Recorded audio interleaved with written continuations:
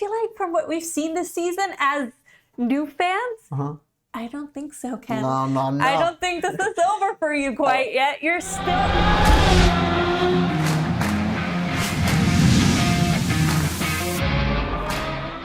Hi guys, welcome back to the Daily Racing Show here at RacePlazaMedia, and today we'll be talking about everything that we watched racing related this past weekend. Let's get into it. Unfortunately, this weekend we didn't get the chance to watch that much racing as we would prefer, just due to circumstance. However, as usual, we did watch some AMA. Yeah. However, you also had the opportunity to watch race 3 of round 4 for Formula 4 UAE. Yes. So I figured you give us a little bit of a rundown for that, and then we'll move on to AMA because I've watched that, so I can talk a little bit about that too. Perfect. Sounds good. So I kind of caught the Formula 4 fever after watching it last week. We already mentioned it's super exciting. Lots happens in those 28 minutes plus one lap. Lots happens. So I was like, you know what, even though we don't have a lot of time to watch racing this weekend, let me see if I can sneak it in somehow. And I went on YouTube because, as per usual, Formula 4 UAE are heroes because it's posted on YouTube and it's posted really fast on YouTube. And they live stream it on YouTube. Exactly. Yeah. So it's really awesome to see. And then I opened their YouTube and I was like, wow, it's an hour and 15 minutes? I was like, the races are not that long. They have like this long pre-show. So I was like, oh, whatever, let me get into it. And I watched a little bit of the pre-show, which was nice. So I got a little bit more of an introduction to some of the drivers. Since all of them are still super new to me, there's also a lot of drivers on the track, a lot of different teams that I'm not familiar with. So it was a little bit nice to see that. So I definitely recommend it. And then the race happened. I mean, this weekend, of the two things that we watched, I feel the overarching theme is red flags. Yes. Which that's is a red flag to me. Yeah. It's nothing to laugh at. The good thing Yes.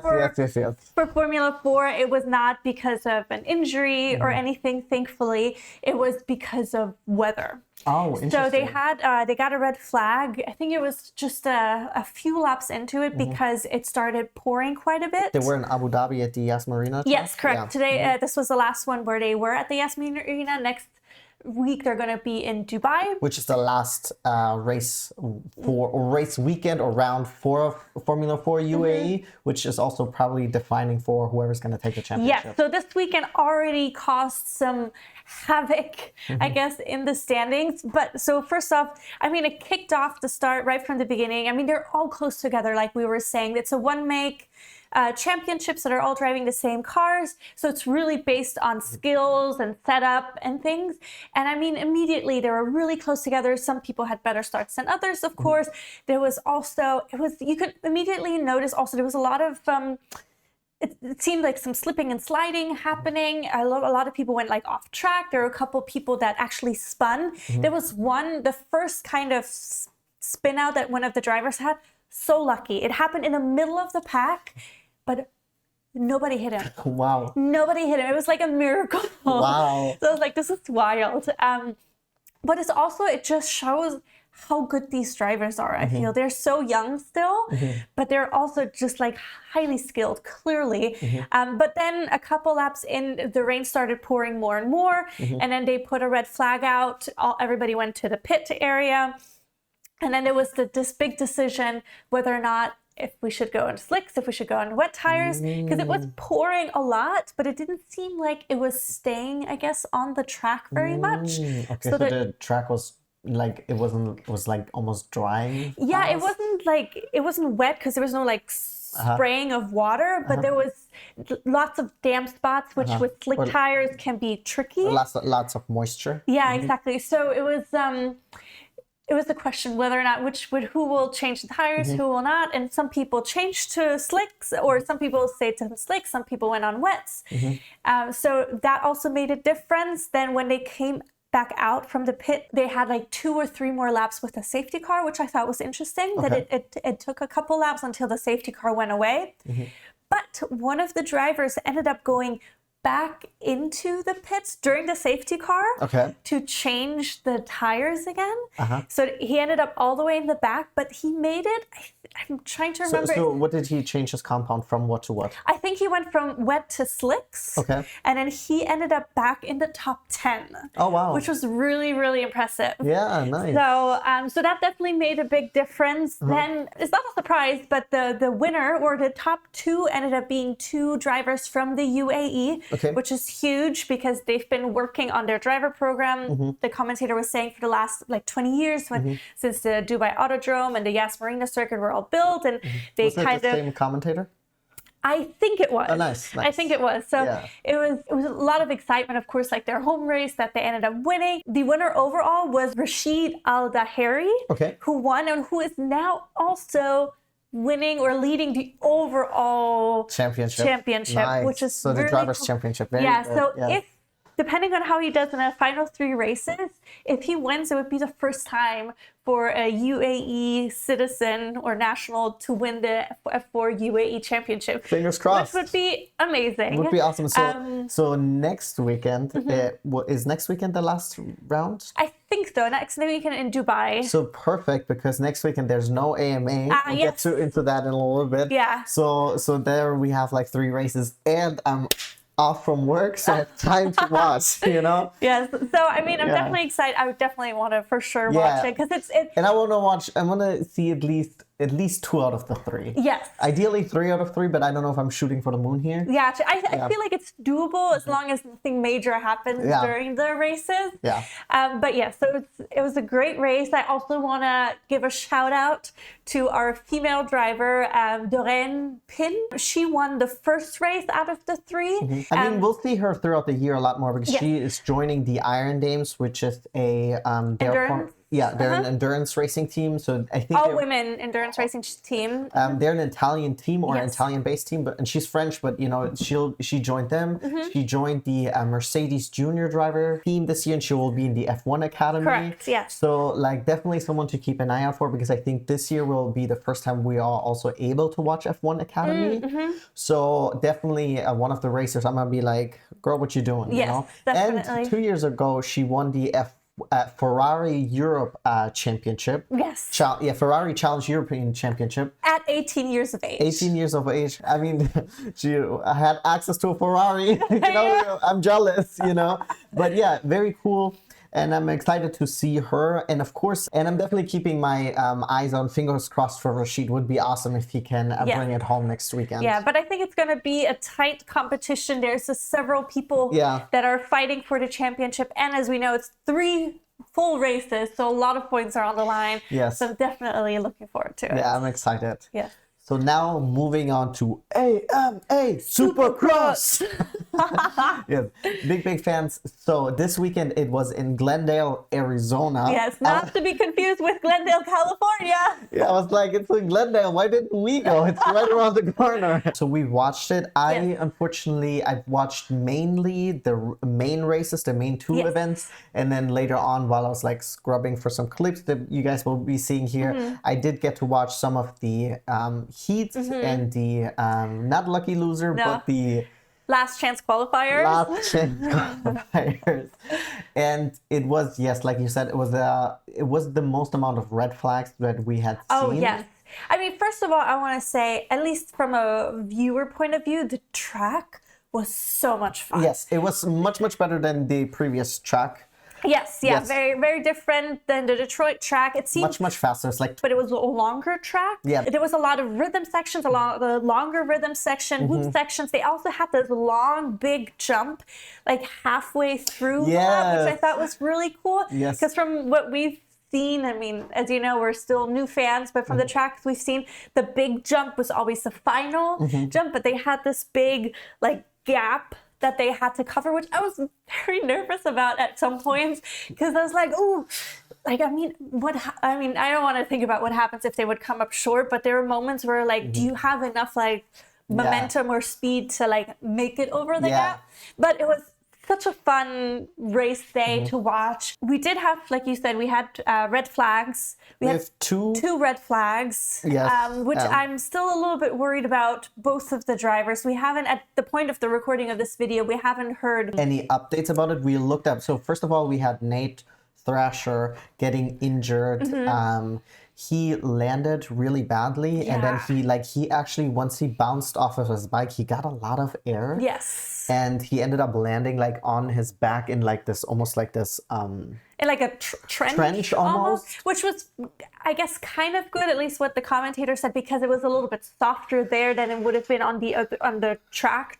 Yes. But I mean, still, I mean, he was responsive after the race. He even gave like a thumbs up. This happened during the heats. Yes. But it was still, I mean, it was a scary fall for sure. And also quickly, and because it happened during the first 3 laps of the heat, or the first 3 laps weren't completed by the race leader at that point, they completely restarted that heat race. Yes, so they actually opted to red flag it because they couldn't get safely to Nate and escort him into like a safety area and to be looked at by a medical professional.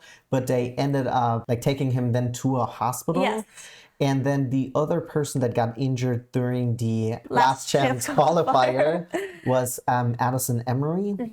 He, unfortunately, we actually didn't even see his crash. They didn't show any replays of it. They just showed him like being like taken onto like this little cart and then driven away. Yeah, I mean, we saw him get up, and he looked like he was in so much pain. There was the medic guy who was kind of helping him move, like being also onto the vehicle, like just assisting. And as an outsider, just trying to imagine what he's feeling, but it just seemed like he was in this incredible pain. At first, he was kind of like holding his chest, like something was there, but he also just moved like very so I don't know if he fell on his back or something like that. We don't know. Yeah. But, I did check out his IG, and then I saw the only thing, he had reposted 2 other people wishing him a fast recovery, but there was no nothing as of recording where he had said how he's feeling or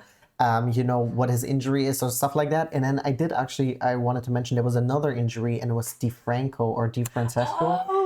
He also got hurt, and it seemed like he had a hard time breathing. That's who that was my fault. I confused. I was thinking of DiFrancesco, who was holding his chest. Yes. And then, once again, we didn't see either of those crashes. And but we're obviously wishing everyone a fast recovery. Yes, we don't want anybody to get hurt. Yes. The sport is exciting as is, so definitely hope everybody's doing well, and we'll be back for the next round. And then the saving grace is also because those were all 250SX racers. The West Coast is now getting a 6-week break. So that means anyone who might have gotten some injuries or is not feeling well has some time to recover. Yes. Before we move on to the 450SX, so the 250SX main event was very, very exciting. There was a lot of fighting for first place position. Kitchen Levi had actually a really great start, and he ended up battling with Smith for quite a while. But then Smith actually fell off his bike twice. Oh, yeah. During the race, he got up back onto it. One time, it was like, I think he just slipped, and it's actually the same place that Aaron Plessinger slipped. And it was also the same place he had already slipped during practice. Yes, and then the second time he fell, it was kind of like a bump between him and Levi. Oh, yeah, because there was a red light. There was a red light, but I think Jordan Smith, I think he didn't see it, and then so Levi was like, I'm not trying to get penalized because I guess when the red light is flashing, they're not allowed to jump. Yes. The whoop section, they have to drive them. So, and then it was just an unfortunate I don't think it was anybody's fault per se. Leo was trying to follow the rules and not get into any trouble, which I completely understand because he's in contention for the leadership. But then Smith, of course, he might have not seen it because the lights are just so small on those things. They are, and they're coming right around the corner. And you're obviously carrying a lot of speed. But either way, big congratulations to RJ Hampshire, who's won his second race in the 250SX. The only person who's won 2 races now in the 250. Yes, so very, very cool, and definitely also like a great boost to go into the break and hopefully carry. Yes. Well, I don't know if you can carry that momentum through the 6 weeks. Maybe, but I it's hope like, so. it's You good know, for, I feel like, confidence. Also, you're doing well. You're just gonna keep preparing, keep doing what you've been doing. So I think, yeah, why not? and then the last one I wanted to bring up, there was actually a 40-year-old racer who is in 250SX, and he made it into the main event. And he's turning 41 during this break now. I don't know, he ended up coming like maybe 20th or something Yeah. like that. But he was actually recovering from an injury, and he had only participated in Anaheim 1. Could be, because I don't remember seeing him on the boards. Yes, I don't remember him, but he seems like a really cool dude. Like his Yeah. interview was very chill, and he was like, "Listen, I'm just gonna keep riding and hopefully break a couple more records. I'm Yeah. gonna try to push going into the main events." Yeah. And I'm like, "That's awesome. Yeah. You know, do your thing, man." Because he didn't make it through the heat. He went through the last chance qualifier, Correct, yeah. and I think he came in second. But yeah, I love seeing that. Yes, and then so for the championship standing going into the break, so Levi Kitchen is in first place and is leading by 4 points over Jordan Smith, and then in third place we have RJ Hampshire being down or off 5 points. But I So feel like not it's at all. so close So still. close. But yeah, like you said, they have a 6-week break now, so they can get ready for another round. So we're gonna go back to the East, Yes. to 50 East. So I'm excited to see how things develop there. And of course, our boy Joe Shimoda Yes. came in third. So congratulations to that. I'm just happy that he got a good race, because I feel like he shows so much promise, and even commentators I feel like are like, he's such a good rider, he should be competing more at the top. Yes. So it's nice to see that he made it. But then even in his post-race interview, it seemed like maybe a little bit disappointed in himself that he's not been delivering as well as he wants to for himself, but also for his team that's been working so hard. Yeah. So I hope this is kind of the start of maybe a comeback for him. Yeah, and I think honestly it's mostly like we've talked before, and his team and his coach, I believe, has said in interviews and stuff like that, it's just his starts. Like he needs to get better starts, not to get caught up in the kerfuffle, because I think after the start he was like in 8th place again, and then he made it all the way up to the 3rd. Of course, Jordan Smith falling off of his bike twice doesn't really help him, you know, but you know, that's racing, you know, that's just racing. Yes. So now moving on Let's to go. 450SX. Who won? Kenny! Kenny! Yes. Oh, we were so excited. It was such a, like, I wish I would have filmed you as we were watching the race, because I mean, Ken led right after, like, First corner. like whole shot he won, and he was front the whole time, but like, you never know. You never He know. had led the race previously, And then he fell off and the he bike. fell off. So it's just like, you were just like, oh my god. And I was telling Aaron Plessing, I was like, you need to keep your distance, sir. Stay away from him. And then Aaron had that little incident where he did slip off the bike. He ended up fighting his way back into the top 10 because, and we'll show a clip right here. You can see that he couldn't safely rejoin, so he had to let a lot of riders pass him, which, you know, good on him for doing the right thing, but it's very... Or following the rules. You know, following the rules, but you know, some people will just try to. But good on him for, you know, fighting his way back into the top 10 and getting, you know, those points in there. Because it's like, so yeah, it's very tight. So I think the top 7 in 450SX are all within 17 points. Yeah. And then 250SX, the 4th place is 19 points out. So the 450 is much more competitive at the moment, which makes it so interesting and fun to watch. I've even read some comments on Instagram. I'm not sure. Let us know if you agree, since this is our first season. This has been like an exceptionally great season, just because it is so highly competitive. Like, I don't think you could tell right now who's going to win at the end of this one, just because they're constantly going back and forth. Like, yes, Jet has won 2 races so far, but I mean, there's a lot more races to come. And I mean, like, there's so many people in contention for it. So first place we had this time, Ken Ruction was first. Second was Anderson, which I'm also very excited about. And he had a solid race. Solid race. I mean, the TV didn't even show him, really, because he had like a smooth race. Just great. He seems like such a cool guy. Yeah, I'm a big Jason Jason Anderson fan. Yes, for Yeah. sure. And then Jet came in third, which he had to fight to get up to third for sure. He made up several spots. He was fighting with Aaron Plessinger for a little bit, then with Cooper Webb for a minute as well, which he didn't have quite as good as a race. Good This weekend. time he came in seventh, which is not horrible, but I mean, we've definitely seen him up for the podium several times now. Also, I want to point out, which I didn't realize, but I'm glad to know now, is what a legend Eli Tomac is. I mean, we saw they showed some Stats. and he has won 51 wins.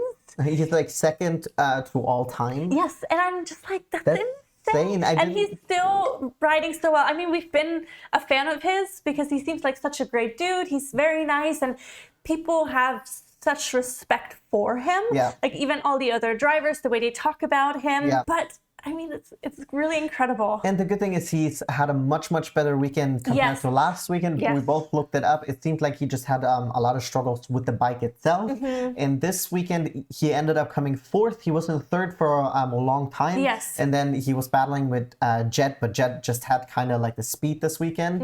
And you know, that's just how it goes. Yeah. But I'm glad to see that it was just a one-off weekend, that he just needed to figure out this, you know, his bike setup, and Yes. that he was doing really well this weekend. Yeah, I It's good also to see. want to give a shout out to Hunter Lawrence. Yes. Because he made it fifth this time. Yes, congratulations. Which is amazing. Jet gets a lot of attention, so Yes. you know, it's good that Hunter also, you know, has some time to shine, you know. Exactly. And I did see also on Instagram that he did a collaboration with Danny Ricciardo from F1, which Yeah. is really nice that he gets that Yeah. also.